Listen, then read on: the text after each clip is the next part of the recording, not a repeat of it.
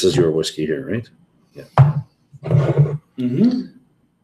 See if anybody comes on our 12th night shift, night off. I'm sitting here with a young fella named Travis. He misses his wife and 3 kids very much, and he's just learning about whiskey. And nice. I have 1 viewer already. That's awesome. Ooh. Cheers to that. Cheers to 1 viewer. Thank you. Oh, 0 viewers. Oh, right. See ya. Nice knowing you. So we're doing a whiskey tasting. We were out on the hotel patio, but the wind was getting a little breezy. And now we're just hanging out, really, just to... this tastes a lot stronger than the last one. Which it is not. Really? Nope. They are both the same ABV. Wow. Alcohol by volume. Mm-hmm. Now I'll look at here, the legs on this. In the light, now that we're not sitting out in an unlit patio. Mm-hmm. This whiskey here is Cavalin's ex-bourbon oak. It's very nice. From Taiwan. Wow. That's why it's written with the Asian characters on there. Mm-hmm. Very much. We've had a few to drink. So for anybody who rewatches this video later, you'll know why we're slurring our words. Mm-hmm. Or me. The young guys can handle it. They got healthy livers. So what we started with was an Adelphi blend. Very nice. And you like that one? Then we went to the Bal Blair. And to give him more experience, we went to a Cavalin. And we haven't talked about age or bottle prices yet. I'm waiting. So what do you think is the most expensive? I think this one is, just by the name, Adelphi. It sounds like very, Well, they use fancy words on here. Adelphi is an independent bottler, like I explained to you. Mm-hmm. So it says distilled, blended, and bottled in Scotland. Loyal, old, mature private stock. Mm-hmm. They don't tell us the age. They won't tell us the age, and they don't have to by law. But they should? Yeah, a lot of us think that full disclosure is nice. Mm-hmm. There's a lot of stuff that they don't tell us. This one, 1997, bottled in 2012, so it's 15 years old. And they tell us the age. Not directly. I don't even have any that have an age statement on them. So if you get a Glenlivet or a Glenfiddich that says 12-year-old on it, that is 12 years old is the youngest whiskey they put in there. Mm-hmm. There could be 30-year-old, mm-hmm. but they can only call it a 12. Gotcha. Okay. Not likely there's any 30-year-old and a 12-year-old Glenlivet, but they could be because they're blending them from different barrels from one distillery. And this one here, this is the one that really caught my eye. It has some, I don't know. To me, it looks nice. You know what I mean? Mm-hmm. The bottle itself, the label, it's and the volume is spot on, a little above normal. But it seems like it's not a bad whiskey for myself. So with the Cavalins, they're very fussy about the steps and procedures that they use. They have ex-bourbon oak, which they probably hand-picked the barrels. Wow. They didn't get their barrels from an IKEA and just assemble a bunch of pieces together. Mm-hmm. They're like, we want that. They're very, very fussy. That's pretty cool. Right? And this is an ex-bourbon one, but they're very well known for doing lots of wine ones. They get ex-wine barrels, whether it be sherry. They have a very phenomenal line called the Soloist. This is 5 years old. Okay. I mean, I think almost all of those are 5 years old. And how to tell is they have a date on the back here. That's the date it was bottled. And then there's another code in here that somehow tells you what year it's from. And I think it's that one there. 23. Well, I might be wrong. 11. Could be younger. It could be 4 years old then instead of 5. But the code is really just a date it was manufactured or just bought or distilled. Right? Yep. Oh, very nice. So you think the Adelphi's the more expensive one based on the label? We have a little bit of it left in the glass. So now that we're not outside with the wind blowing the aromas away, what do you smell that one and then smell your Cavalan?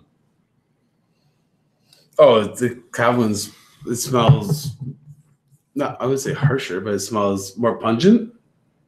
Well, there should be because it's 3% more alcohol. No, it's way more pungent. Everybody in Europe must be in bed right now. Get rid of that. Hello, one viewer's back. We can cheers to that again. I'll choose that. Now, which is the Cavalan? This one. That is. Okay. Yep. So there's a difference to this Adelphi. Yeah. So the first thing is that this is a blend and this is not. Second is that this is 40%. This is 46%. Okay.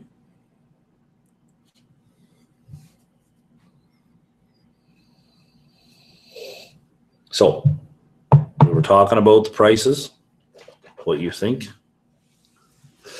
Oh, I couldn't even fathom a guess. Let's go with so my limited expertise. So okay, tell me what the most expensive. What's the price line for most expensive right now? Are these three? Yeah.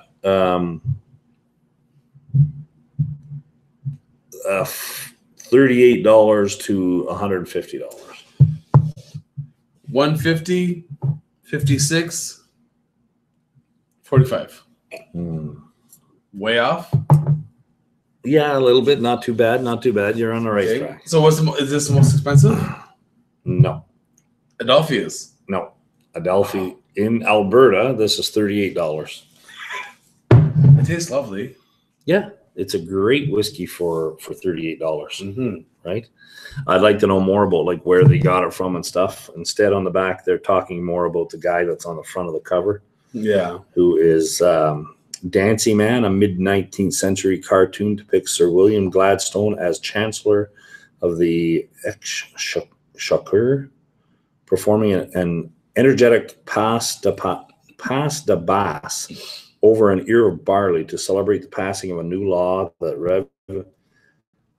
revenue could be raised on the amount of whiskey left in each cask after maturation and not the level that it was originally filled to.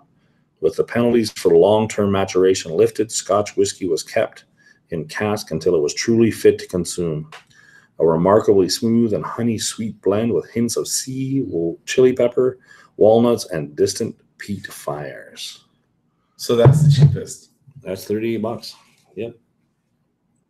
They have an interesting little story, and they have their own distillery coming out. I forget how to pronounce it now. I may be going to Scotland in October, and we are going to their distillery. So this is not they didn't distill this; they blended it from bought barrels. Okay. Battle Blair, I forget the price on that, but I think I got it for $100 or just under. It was it usually comes blended in 2012, like you said. Just bottled in 2012. Yeah, it is. It usually comes in a fancy box. This one was missing the box, and I haggled with the guy at the liquor store, and he gave me 10% off. So it was already a pretty good price, but it's probably one of my favorite whiskeys, right? Yeah. And then so this here is the Cavalan is ex-bourbon oak. So the only thing that was in these barrels before were bourbon. So the rule with bourbon is they have to use virgin oak barrels. So every barrel they use, it gets only used once, and then it's sold to mostly Scotch. For companies. All bourbon, even fucking, pardon me, even like cheap bourbon? Yep. Really? For it to be legally called bourbon, it has to be aged for a minimum of 3 years, virgin American oak, and 51% corn. Really? Yeah.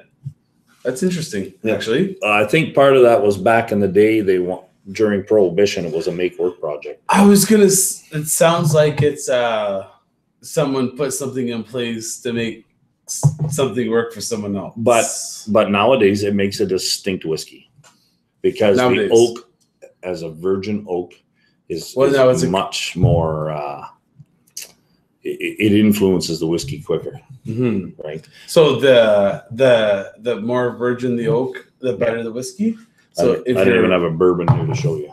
If your barrels are used more, does your whiskey content get worse? I guess. No, it doesn't get worse. It gets influenced differently. So bourbon will have the notes of oak immediately. Some people, that's the reason they don't like it. Is because, I taste oak, I taste wood, too much of it, right? This is distinct. You can get that bourbon. I get bourbon off it right away, right? Because they're using a freshly used bourbon barrel. Yes. So it's probably a first fill, they'll call it, meaning that only bourbon was in it before. Whereas later they'll say stuff like it's in an ex-bourbon barrel, but not a first fill. So it means that maybe another whiskey was used in it during that process and so on, right? Okay. Cool, man. There's lots of different things to get to know about whiskey, and sometimes it gets a little confusing. Tell you the truth. It seems like there's a lot to it. It's not just your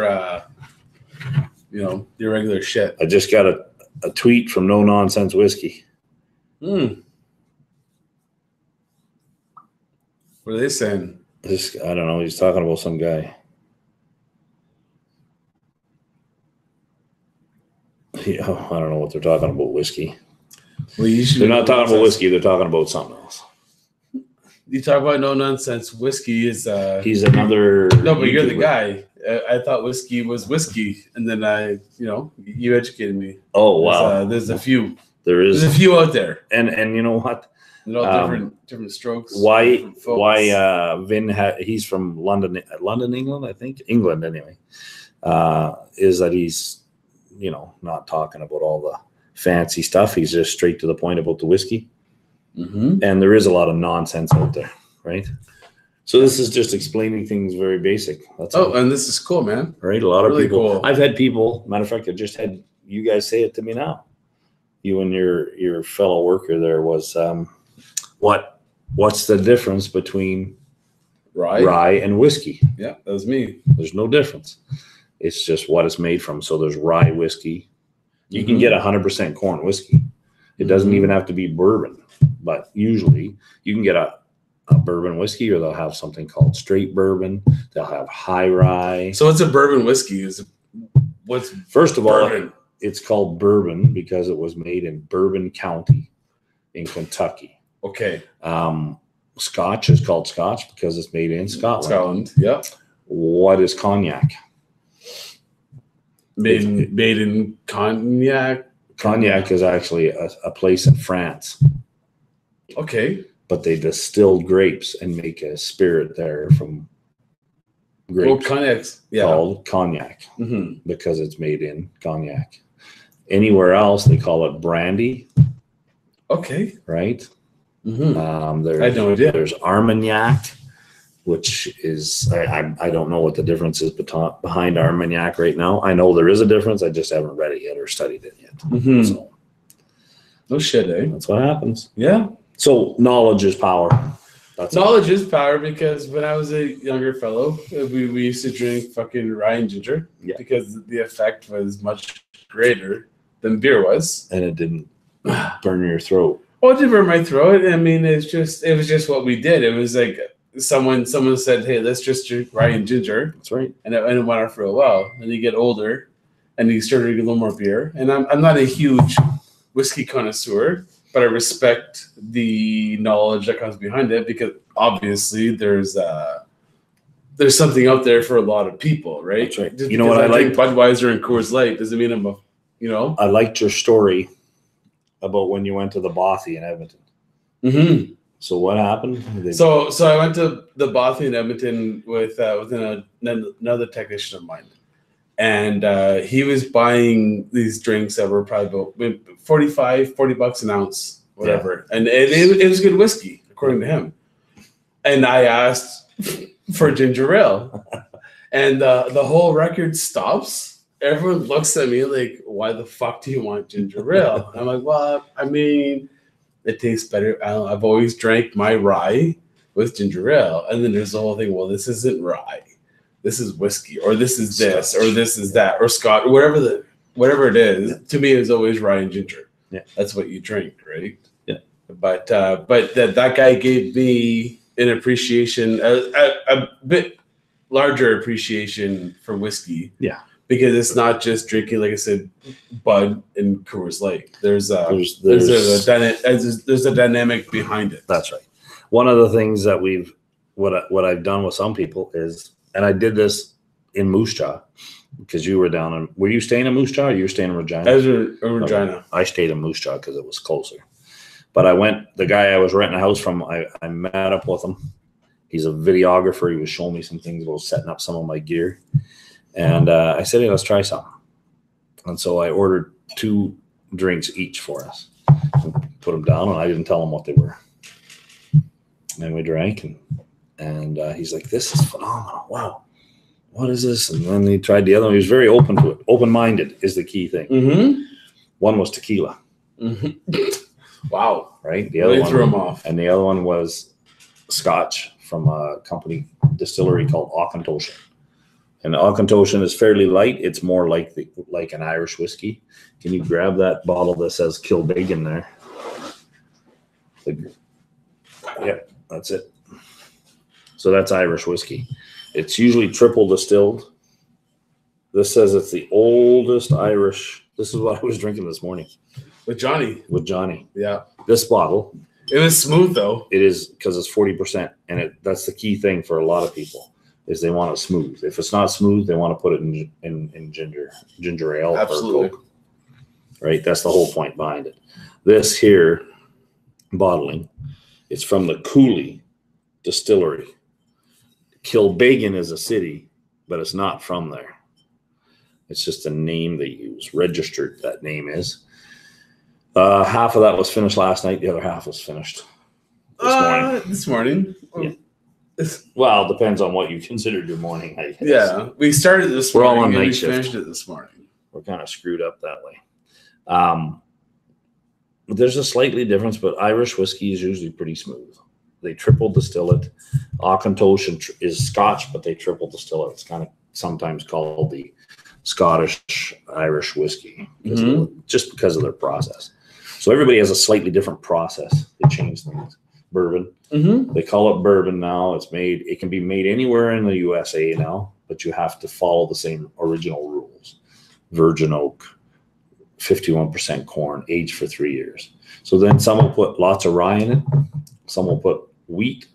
Some will put almost all corn in it, depending. And they all get a slightly different product. Different? No, they all call it bourbon. Okay. Right? It's only a minimum of 51% corn. It can be 100% corn if you want. Mm-hmm. Corn's cheap. Mm-hmm. We talked about that already. That's why they use corn. Canadian whiskey, that Weiser bottle there. Mm-hmm. Grab that one. Does it say anything on here about rye? What do they call this? Spirit Canadian whiskey. They don't call it rye whiskey, but everybody assumes rye whiskey is Canadian. Mm-hmm. There is a hint of rye in this. Yeah. They just put enough rye in there to make it taste like rye. Mm-hmm. Crown Royal is the same way, unless you buy. Matter of fact, they don't even have one. They have one they put out as just recently. I should have mentioned that to Mark when he was out there because he's from Pittsburgh. Yeah. Is he? Pittsburgh. They call it bourbon or mash. Bourbon mash. So it's Crown Royal, but it in my opinion should be what Crown Royal is all the time. Mm-hmm. Right? Yeah. It should be because it's higher in rye. They put more rye in it for whatever reason. How do you feel about Crown Royal?